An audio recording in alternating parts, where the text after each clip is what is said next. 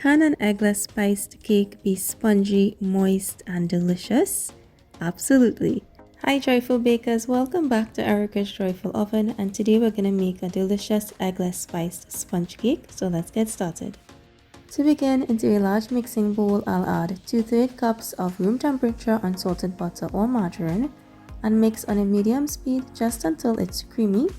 Next, I'll add 3/4 cups of sweetened condensed milk and 4 tablespoons of icing sugar and continue mixing on a medium speed. Once the mixture pulls together, I'm going to add my spices that's going to give this cake a delicious flavor. The spices, 3/4 teaspoons each of ground cinnamon and freshly grated nutmeg, and 1/4 teaspoon each of allspice, ground cardamom, and salt, and 1 teaspoon of the juice extracted from some grated ginger. I'll mix all of this together on a medium speed, and it's going to take about 5 minutes before this mixture turns to a fluffy and a noticeably lighter texture.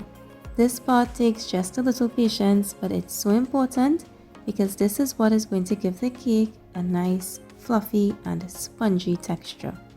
After 5 minutes, the mixture is nice and light, so now I'll add in 1/2 cup of evaporated milk, 1/2 teaspoon of vanilla extract, 1 cup of all-purpose flour that has been sifted, 1 teaspoon of baking powder, and 1/4 teaspoon of baking soda.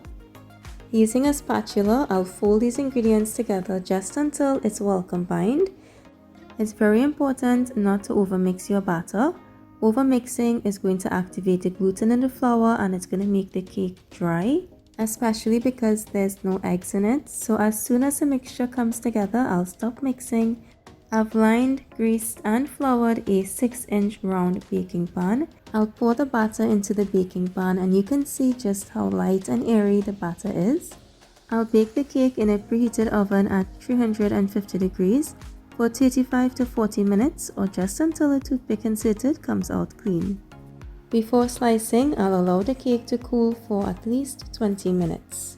I am so excited for this cake. The smell in this kitchen is heavenly with all of the spices. I really do wish you guys can smell it. As I slice into this cake, you can see how soft and spongy the texture is. The inside of this cake is so rich and moist. And because we've added the spices early in the mixing process, every bite of this moist, spongy cake is going to be bursting with a harmony of spices. I hope you guys enjoyed today's recipe. Let me know in the comments below or feel free to message me to let me know if you've tried this recipe and what you think. Be sure to follow and subscribe to my pages Erica's Joyful Oven on Facebook and YouTube. And to all you joyful bakers, happy baking, and I'll see you next time with another amazing recipe. Bye guys!